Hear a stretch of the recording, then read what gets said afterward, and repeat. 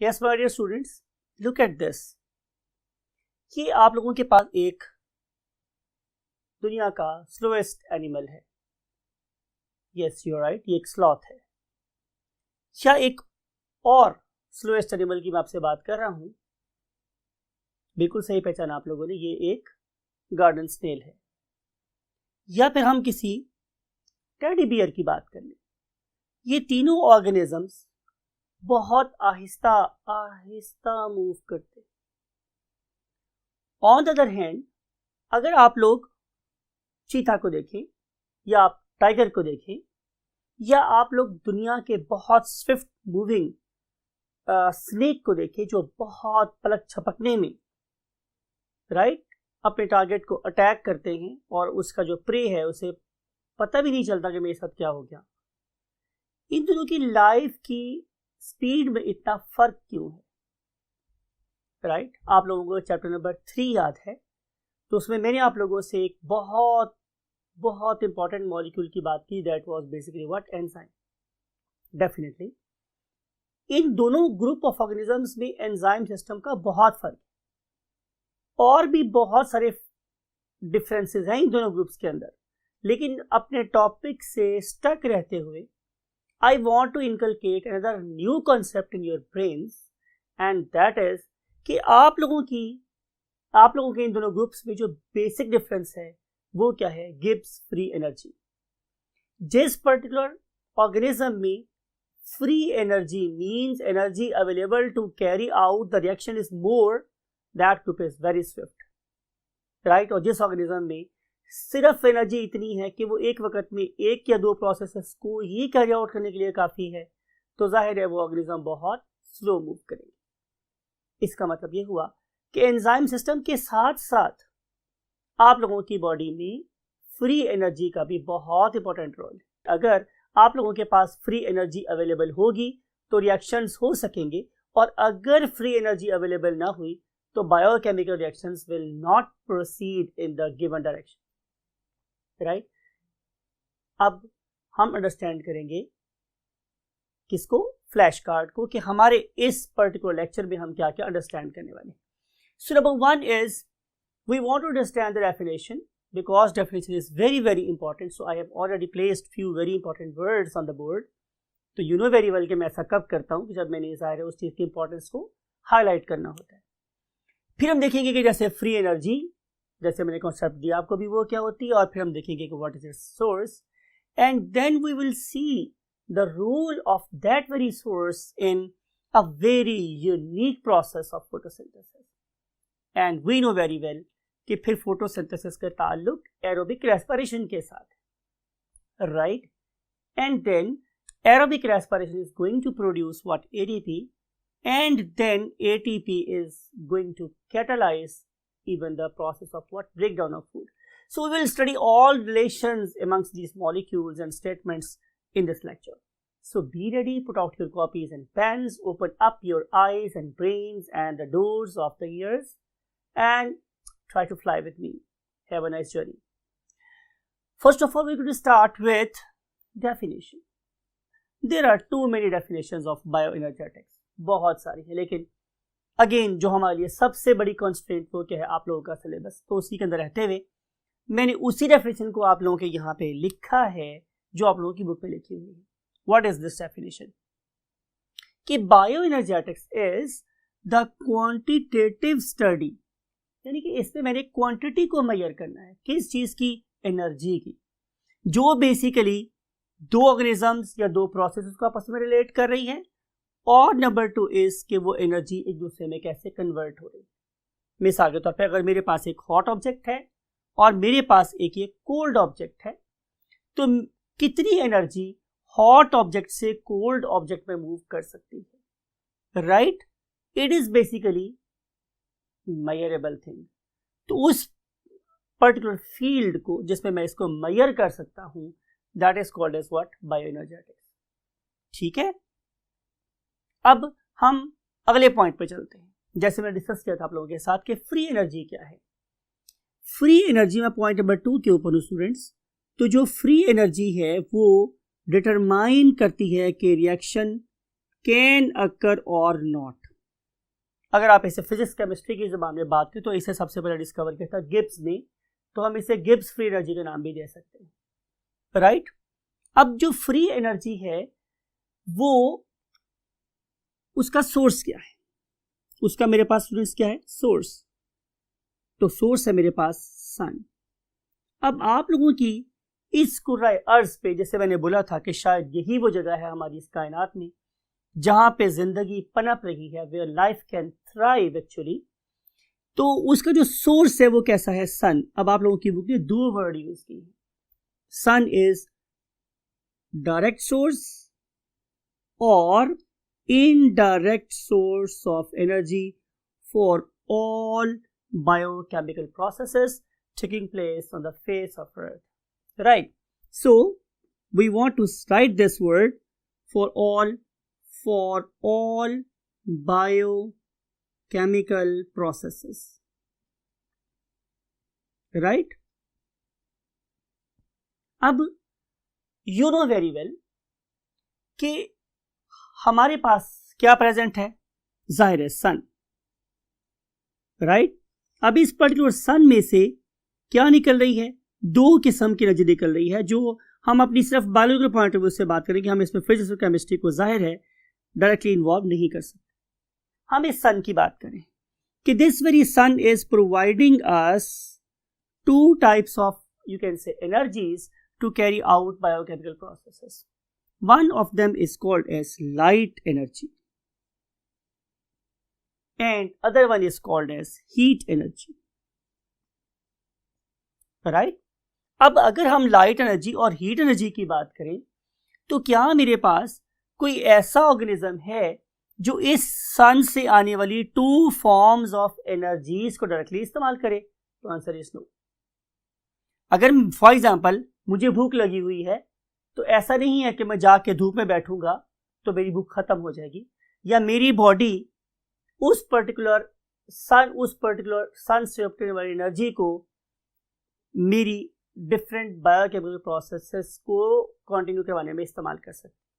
इसका मतलब है कि ऑल्दो तमाम बायोकेमिकल रिएक्शंस का डायरेक्ट और इनडायरेक्ट सोर्स ऑफ एनर्जी क्या है, मेरे पास सन, लेकिन सन से ऑब्टेन होने वाली लाइट और हीट किसी भी किस्म की लाइफ के लिए डायरेक्ट सोर्स ऑफ एनर्जी नहीं है। Even it is not a direct source of energy for the plants. Plant भी डायरेक्टली उसको यूज नहीं कर सकते, तो फिर होता क्या है, इस पर्टिकुलर सन से आने वाली इस फॉर्म ऑफ एनर्जी को प्लांट्स यूज करते हैं, ठीक है। ये किसके पे फॉल कर रही है स्टूडेंट्स, प्लांट के, फॉर एग्जांपल लीव्स पे फॉल कर रही है, से दीज आर द लीव्स। तो जो ही ये वाली रेडिएशंस इस पर्टिकुलर लीफ के ऊपर फॉल करेंगी तो एज अ रिजल्ट क्या होगा स्टूडेंट, मेरे पास कि मेरे ये वाले लीव्स क्या बनाएंगे, एक केमिकल एनर्जी। इनफैक्ट ये जो मेरे पास प्लांट है ये सोलर एनर्जी को केमिकल एनर्जी में कन्वर्ट कर रहा है, right. So we can write solar energy can be converted by the plants into chemical energy. अब एक दफा अगर हम लोगों ने केमिकल एनर्जी बना ली तो नॉट ओनली इसे प्लांट्स खुद यूज कर सकते हैं बल्कि ये दूसरे ऑर्गेनिजम्स की एनर्जी का सोर्स भी हो सकते हैं। तो ये बात हमें यहां से पता चली कि अगर ये तमाम एनर्जी का सोर्स मेरे पास सन ही है, but even plants cannot consume solar energy to carry out their processes.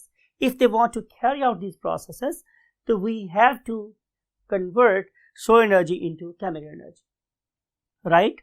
For example, you know very well, make first of all trioses, ये हमने बहुत डिटेल से पढ़ा चैप्टर नंबर 2 में, and then we can combine these trioses together and we can have what? Hexoses, right? So 3 carbon compound will combine with 3 carbon compound and we will have a 6 carbon compound, and that very 6 carbon compound is called as hexose, for example glucose, right? So photosynthesis का process बहुत essential है. If there is no sun, there will be no photosynthesis.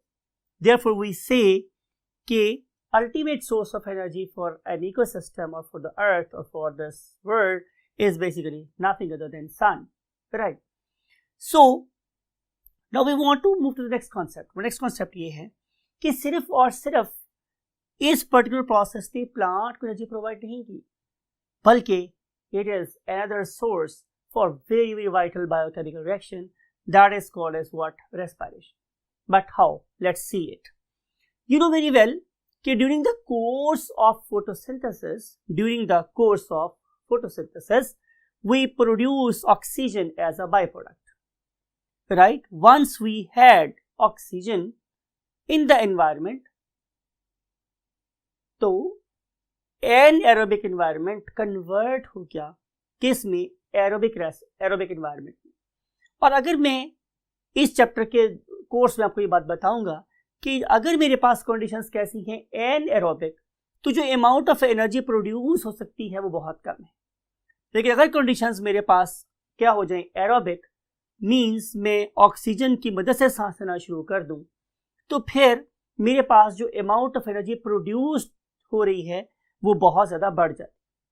इसका मतलब ये था कि oxygen के produce होने के साथ साथ ही, वही बात है, मैं वर्ड बार यूज कर रहा हूं, मैं चैप्टर 3 में भी वर्ड यूज किया था कि जिंदगी की जो डायनामिज्म है, राइट, जिंदगी की जो स्पीड है, पेस है, रफ्तार है, वो बहुत ज्यादा क्या हो गई? चेंज हो गई। बिकॉज कि अब वो जो फ्री एनर्जी अवेलेबल होनी थी मेरे सिस्टम में वो बहुत ज्यादा बढ़ गई। आप ये कह सकते हैं, अगर कोई बंदा आपसे ये पूछे कि एरोबिक रेस्पिरेशन का और फ्री एनर्जी का आपस में क्या रिलेशन है, तो आप ये बताएंगे कि एरोबिक रेस्पिरेशन के रिजल्ट में अमाउंट ऑफ जो फ्री एनर्जी प्रोड्यूस हो रही थी, जो amount of free energy produce हो रही थी, it was much higher than the anaerobic environment. So इस पर्टिकुलर रेस्पिरेशन के रिजल्ट में प्रोड्यूस हुआ एक बहुत ही यूनिक मॉलिक्यूल जिसका नाम क्या था मेरे पास students? ATP. Once we had this ATP, तो फिर हमारे पास क्या हुआ कि हमारे पास दो किस्म के रिएक्शन का लिंकर मिल गया, उनको जोड़ने वाला कंपाउंड मिल गया, that was basically what? ATP. So जब आप एनाबोलिज्म को और कैटाबोलिज्म को, ये आपने वर्ड पढ़ा हुआ है पहले से, एनाबोलिज्म क्या होती है, कैटाबोलिज्म क्या होती है, चैप्टर नंबर 2 में, कि sum of all constructive reactions is called as anabolism and some of all destructive reactions is called as catabolism and some of these two is called as metabolism. So आप लोगों की body में जितने भी metabolic reactions हो सकते थे या होते थे, उनको आपस में लिंक करवाने के लिए जो मॉलिक्यूल यूज हुआ that was basically ATP. And you know very well, आपने पढ़ा हुआ चैप्टर नंबर 2 में कि ATP stands for adenosine triphosphate, right. अब आप जरा गौर से देखिए, तो जिस प्रोसेस में हम एनर्जी को यूज कर रहे हैं, कंज्यूम कर रहे हैं, that is basically called as anabolic process, and the best anabolic process that we are going to study in this chapter is photosynthesis. और यू नो वेरी वेल कि मैंने बोला था कैटाबॉलिज्म को आप कराटे से याद कर सकते हैं, और कराटे के जो प्लेयर्स होते हैं वो चीजों को तोड़ते हैं, बनाते नहीं हैं। तो catabolism is a process of what? Break down. So respiration is a catabolic process.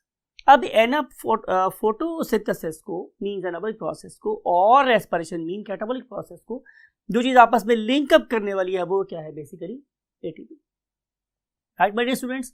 तो ये वो यू कैन से कॉन्सेप्ट थे जो बहुत ज्यादा एसेंशियल थे to carry outward the understanding of the phenomenon taking place in this chapter. अब इसके बाद हम पहले स्टडी करेंगे फोटोसिंथेसिस को, और उसके बाद हम इस चैप्टर के सेकेंड हाफ में मूव कर जाएंगे, that is basically respiration. It means कि we are going to carry out anabolism first, followed by the process of what? Catabolism. So let's start with the photosynthesis, right. So somewhere here we want to start the very unique process of what? Photosynthesis. And you are a learned group of students, you know very well okay, what is meant by the photo. You know, yes, absolutely perfect, light. And what is the meaning of synthesis? To make. It means we are going to make something with the help of light. But you know very well okay, these are the just conditions.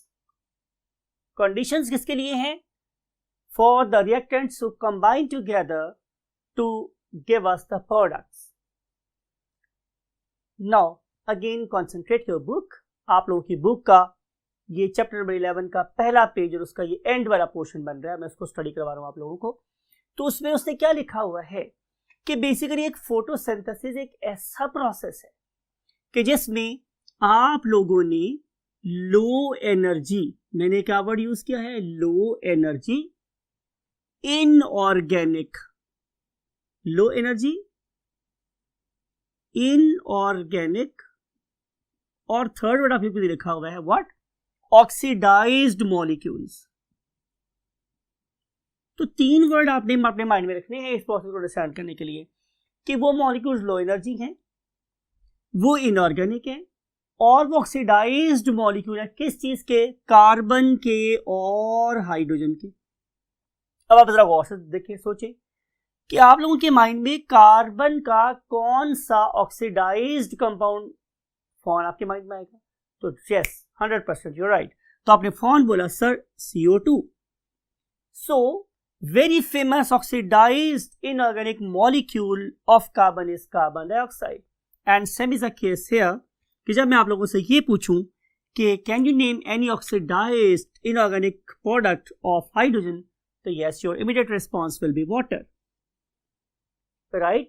तो मेरा कहने का मकसद student ये है कि जब हम लोग कार्बन के ऑक्सीडाइज्ड लो एनर्जी मॉलिक्यूल को हाइड्रोजन के लो एनर्जी ऑक्सीडाइज्ड मॉलिक्यूल से कंबाइन करवाते हैं in the presence of what, sunlight, in the presence of what, sunlight, and most important thing is in the presence of some what, plant pigments,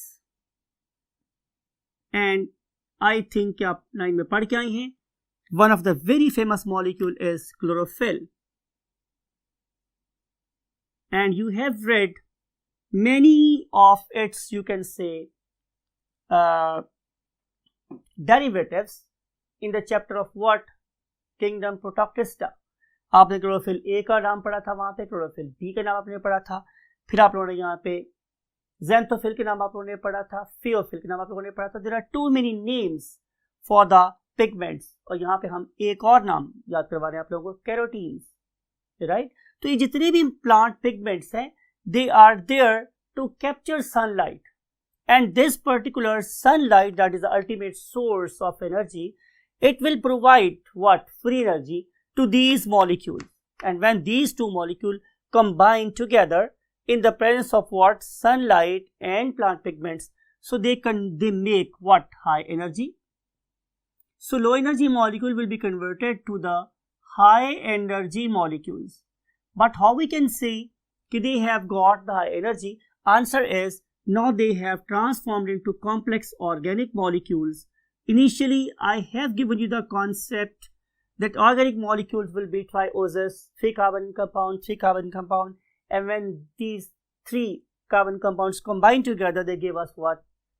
6 carbon compound, even more complex. And you know very well, we can combine then these two monosaccharides, and we will have what? The disaccharides, and when different disaccharides combine together, we have polysaccharides. So we are going to gradually complex the things together, and we will combine, we will have high energy organic molecules definitely in their reduced form, right? तो जब मैं इस particular CO2 को इस hydrogen से reduce कर दूंगा, तो ये चीज बन जाएगी जैसे हम क्या बोलते हैं, फूड। इसे हम क्या बोलते हैं स्टूडेंट्स, फूड। और सवाल ये है कि ये जो मेरे पास रिमेनिंग ऑक्सीजन है, it will just be a source of oxygen for aerobic respiration, or you can also call it as what, a byproduct of the reaction. So this is the definition of what photosynthesis. Now we want to move to the next concept, and next concept is reactants of photosynthesis. Reactants and products. Reactants and products of photosynthesis.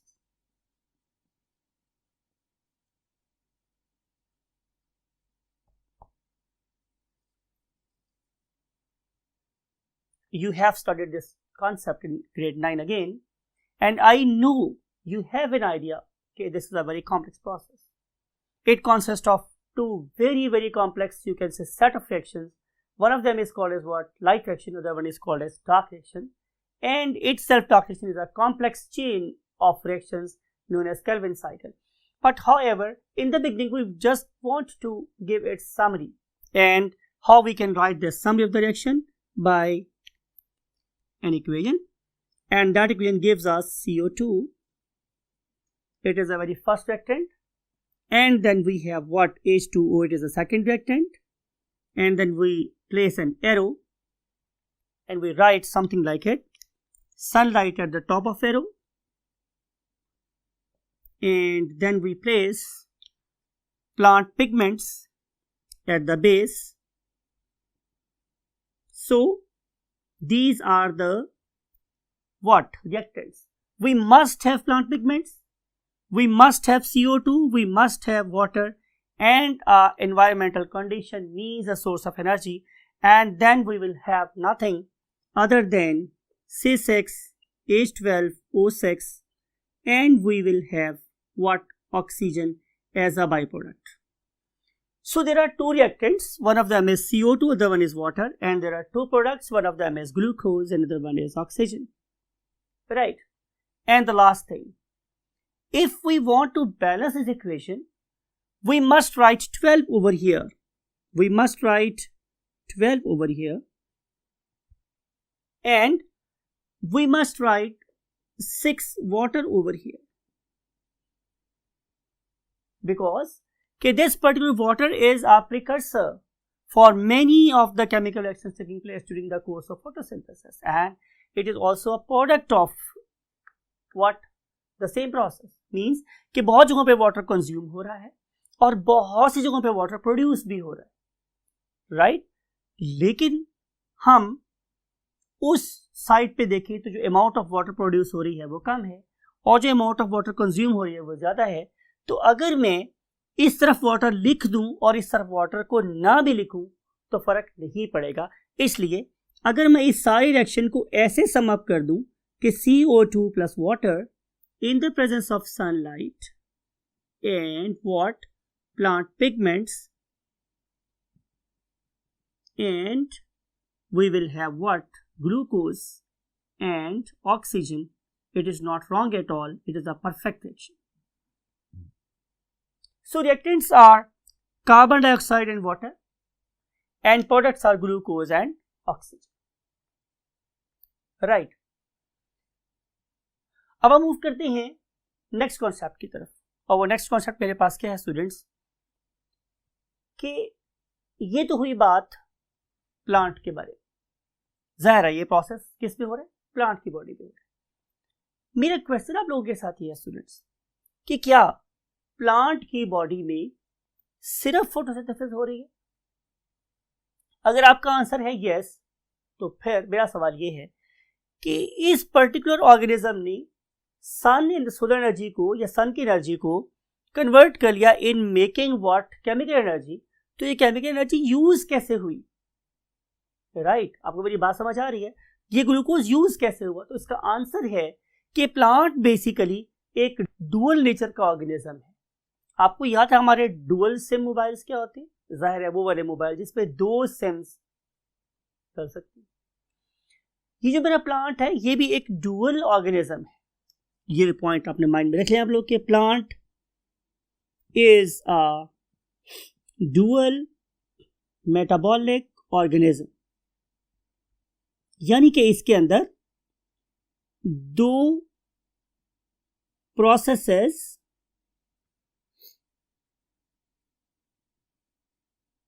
Side by side चल रही हैं. Therefore, मैंने इसके लिए क्या word use किया students? Dual organism. तो इसका मतलब ये हुआ स्टूडेंट्स कि इसके पास 2 किस्म की रिएक्शंस हो रहे हैं. One of them is called as what? Photosynthesis, and other one is called as respiration. इसमें दोनों प्रोसेसेस साथ साथ हो रही. मैंने आपको बताया था कि प्लांट भी सोलर एनर्जी को डायरेक्टली यूज नहीं कर सकते, प्लांट भी सोलर एनर्जी को डायरेक्टली यूज नहीं कर सकते। तो प्लांट क्या करते हैं, वो पहले फोटोसिंथेसिस के प्रोसेस से इस ग्लूकोज को प्रोड्यूस करते हैं, फिर वो ग्लूकोज जो उन्होंने during the process of photosynthesis produce किया था, उस ग्लूकोज को क्या करते हैं, बर्न करते हैं, ग्लूकोज को ऑक्सीडाइज करते हैं। ऑक्सीडाइज करेंगे या बर्न करेंगे तो उनको एनर्जी मिलेगी जो उनके बॉडी प्रोसेसेस को कंटिन्यू करने के लिए जरूरी है। राइट, अब ये वाले दो प्रोसेसेस मींस फोटोसिंथेसिस और रेस्पिरेशन एक प्लांट बॉडी में कैसे कोरिलेटेड हैं, कैसे आपस में जुड़े हुए हैं, कैसे लिंक्ड हैं, उसको अंडरस्टैंड करने के लिए हम ये वाला ग्राफ देखते हैं। राइट, अब देखिए इस पर्टिकुलर ग्राफ में हम लोगों ने यूज किया है व्हाट, एक वाई एक्सेस, ठीक है, और जाहिर एक यूज किया हुआ है एक्स एक्सेस। हमने किया क्या है स्टूडेंट्स कि हम लोगों ने एक्स एक्सिस के अलोंग दो प्रोसेसेस को लिख दिया है। For example, one of them is called as photosynthesis, photosynthesis, और जिस प्रोसेस से मैं इसको कंपेयर कर रहा हूं that is known as respiration. Students, आप लोगों ने मेरी बातों को बड़े गौर से देखना है तो आप लोगों को ये कॉन्सेप्ट बड़े अच्छी तरीके से समझ आएगा जिसको हम अभी स्टडी करने वाले। रेस्पिरेशन क्या है? अभी मैंने बोला कि वो सोर्स ऑफ एनर्जी है, सोर्स ऑफ फ्री एनर्जी है। और ये रेस्पिरेशन कौन करता है? बात को थोड़ा गौर से सुनेंगे आप लोग। रेस्पिरेशन करते हैं उस ऑर्गेनिज्म की बॉडी के सेल्स, राइट? जितने किसी ऑर्गेनिज्म की बॉडी में सेल होंगे उसके लिहाज से ही उसकी ऑक्सीजन डिमांड बनेगी। अगर किसी ऑर्गेनिज्म में नंबर ऑफ सेल्स कम है, जाहिर है उसकी एनर्जी डिमांड कम है, उसकी बॉडी की ऑक्सीजन कंजम्पशन कम होगी, राइट? तो मैं जो कॉन्सेप्ट आपको देना चाह रहा हूं, इनकलकेट करना चाह रहा हूं आपके माइंड में, दैट इज कि जो रेट ऑफ रेस्पिरेशन है it always remain constant depending upon the number of cell. हाँ, ये हो सकता है, ये बिल्कुल पॉसिबल है कि मिसाल के तौर पे जब आप 2 साल के थे तो आप लोगों की बॉडी में नंबर ऑफ सेल्स कम थी, जब आप 4 साल के हुए तो नंबर ऑफ सेल्स ज्यादा हो गए, 8 साल के नंबर ऑफ सेल्स और बढ़ गए। तो जो आप लोगों की बॉडी में नंबर ऑफ सेल्स बढ़ेंगे तो जाहिर है आप लोगों के सेल्स की एनर्जी डिमांड और उसकी रेस्पिरेशन रेट वो बढ़ता चला जाएगा। लेकिन अगर हम एक डे का एनालिसिस करें तो ऑलमोस्ट जो नंबर ऑफ सेल्स हैं जो आपके डे के स्टार्ट होने के टाइम पे, तो ऑलमोस्ट वो डे के एंड पर वही रहते हैं। So number of cells never changes, they always remain constant, nearly constant. So number of cells, they always remain constant per day, almost, मैं वर्ड यूज कर रहा हूं, almost remain constant। तो उस लिहाज से एक ऑर्गेनिज्म की बॉडी में जो number of oxygen molecules consumed या अमाउंट ऑफ CO2 प्रोड्यूस्ड वो क्या रहेगी, कांस्टेंट रहेगी। और फर्ज कर लेते हैं कि इस पर्टिकुलर प्लांट को इस पर्टिकुलर दिन पे उसका जो रेट ऑफ रेस्पिरेशन है स्टूडेंट्स को कितना है, इतना। से this is the rate of respiration of this very plant that is under study, जिसको मैं स्टडी कर रहा हूं, और उसको हम एक लाइन से इस एक्सिस से जोड़े तो मुझे पता चलेगा कि से रेस्पिरेशन कितना है। फर्स्ट लेते हैं 10, 20, 30, 40, 50 and then say 60 and then say 80. Rate of respiration always remain constant per day। मैं फिर बार बार वर्ड यूज कर रहा हूं आप लोगों के लिए ताकि आपका कॉन्सेप्ट अच्छा हो। वो क्या है, ऑलमोस्ट सेम रहता है, राइट? लेकिन अब जरा आप लोगों ने इसी पर्टिकुलर प्लांट बॉडी की एक और प्रोसेस को स्टडी करना है जिसका नाम क्या है मेरे पास, फोटोसिंथेसिस।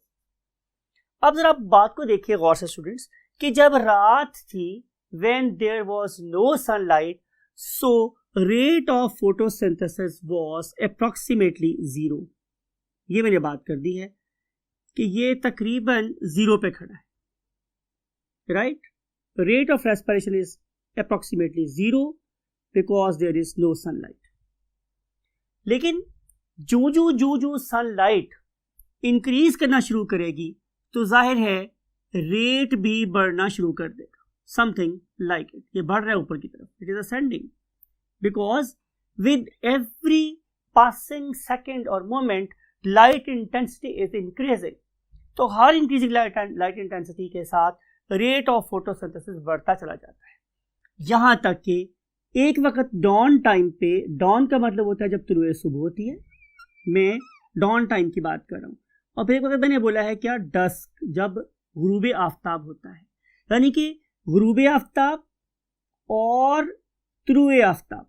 चलिए मैं तुलुए आफ्ताब को अपसाइड लेके जा रहा हूं, राइट, कि जब मेरा सन राइज कर रहा था तो एक टाइम ऐसा आया कि जब इस पर्टिकुलर प्लांट का रेट ऑफ फोटोसिंथेसिस और रेट ऑफ रेस्पिरेशन क्या हो गए, बराबर हो गए, right. You know very well कि फोटोसिंथेसिस में हम लोग क्या करते हैं, CO2 एब्जॉर्ब करते हैं, राइट। इस पर्टिकुलर पॉइंट पे जितनी CO2 इस पौधे को चाहिए थी वो कौन फुलफिल कर रहा था, उसका रेस्पिरेशन रेट, राइट। इस पर्टिकुलर प्लांट को अभी बाहर से CO2 एब्जॉर्ब करने की जरूरत नहीं है। सिमिलरली इस पर्टिकुलर प्लांट को जितनी ऑक्सीजन चाहिए थी वो कौन प्रोवाइड कर रहा है, वो प्रोवाइड कर रही है फोटोसिंथेसिस, राइट। तो इस पर्टिकुलर प्लांट को इस पर्टिकुलर मोमेंट पे O2 एब्जॉर्ब करने की जरूरत नहीं है, बिकॉज के उसका इंटरनल बॉडी सिस्टम उसको O2 भी प्रोवाइड कर रहा है। इस पर्टिकुलर पॉइंट को कि जहां प्लांट हमें डम एंड डेफ नजर आ रहा है, कि जब वो ना तो एनवायरमेंट से कोई गैस ले रहा है और ना ही एनवायरमेंट को कोई गैस दे रहा है, where there is no net exchange of gases, इस पर्टिकुलर पॉइंट को हम लोग नाम क्या देते हैं, compensation point. Compensation point where amount of CO2 produced is equal to amount of CO2 fixed, right, or amount of O2 produced is equal to amount of O2 consumed for respiration, or simply we want to say कि at compensation point rate of photosynthesis is equal to what, rate of respiration। जब photosynthesis का rate respiration rate के बराबर हो जाएगा तो हम उसे बोलेंगे क्या, कॉम्पनसेशन पॉइंट। और इस पर्टिकुलर कॉम्पनसेशन पॉइंट को हम दो मोमेंट्स पे ऑब्जर्व कर सकते हैं। बोल चुका हूं पहले मैं, लेकिन लिख रहा हूं आप लोगों के लिए बोर्ड पर। एक का नाम क्या था, dawn, at the time of dawn, इसको हम उर्दू में लिख सकते हैं क्या, तुलुए आफ्ताब, जब सन राइज हो रहा होता है। और एक क्या होता है वर्ड मेरे पास, डस्क, और डस्क का मतलब होता है गुरूबे आफ्ताब, राइट। एक कौन सा प्रोसेस है, गुरूबे आफ्ताब, राइट। अब इस पर्टिकुलर पॉइंट से ऊपर क्या है, अगर मैं इस पर्टिकुलर पॉइंट से ऊपर जाऊं, मीन लाइट इंटेंसिटी और तेज हो जाए 10, 11, 12 बजे, तो जाहिर है अब रेट ऑफ फोटोसिंथेसिस और ऊपर चला जाएगा एंड इट विल सुपरसीड, ये गलबा हासिल करेगा किसके ऊपर, रेट ऑफ रेस्पिरेशन के ऊपर। तो मुझे लगेगा कि इस पर्टिकुलर टाइम पे, जैसे मैं अब शेड कर रहा हूं ब्लू के साथ, इस पर्टिकुलर टाइम पे अब प्लांट क्या प्रोड्यूस कर रहा है, O2, बिकॉज के O2 is product of photosynthesis. So rate of photosynthesis domination means production of O2। लगेगा कि प्लांट अब O2 एब्जॉर्ब नहीं कर रहा, ये सिर्फ और सिर्फ CO2 ही प्रोड्यूस कर रहा है, राइट। तो इस पर्टिकुलर फेज को हम लाइट फेज कह सकते हैं, और यहाँ पे बहुत ज़्यादा O2 प्रोड्यूस होती है। लेकिन जब दोबारा गुरूब आफ्ताब शुरू होगा तो फिर ये वाला पॉइंट, ये वही पॉइंट है जिसे हम क्या बोलते हैं, कॉम्पनसेशन पॉइंट। यहाँ पे हम अपने इस लेक्चर को रोकते हैं और अगले लेक्चर के बारे में आपको बता रहे हैं कि हम अगले लेक्चर में क्या पढ़ेंगे। अगले लेक्चर में हम ये देखेंगे कि हमारे पास दो रिएक्टेंट्स हैं, यू नो वेरी वेल, उनमें से एक का नाम क्या था CO2 और एक का नाम क्या है वाटर। हमारे पास दो प्रोडक्ट थे, one of them was glucose, other one was oxygen. अब हमारा जो नेक्स्ट लेक्चर होगा वो इस बात पे बेस कर रहा होगा कि what is the basically source of oxygen, because oxygen is present not only in CO2 but also in water. ये यहाँ भी प्रेजेंट है और यहाँ भी प्रेजेंट है। So there may be you can say controversy that source of oxygen may be the CO2 or maybe the water, and we will study it on the basis of some experimentations, and we will move to the next lecture very soon. And till that very lecture, take very good care of yourself, always believe in concept. आप जितना आराम से और सुकून से concept को understand करेंगे, आप लोगों की लॉजिकल ग्राउंड उतनी स्ट्रॉन्ग होती चली जाएंगी। अल्लाह हाफिज।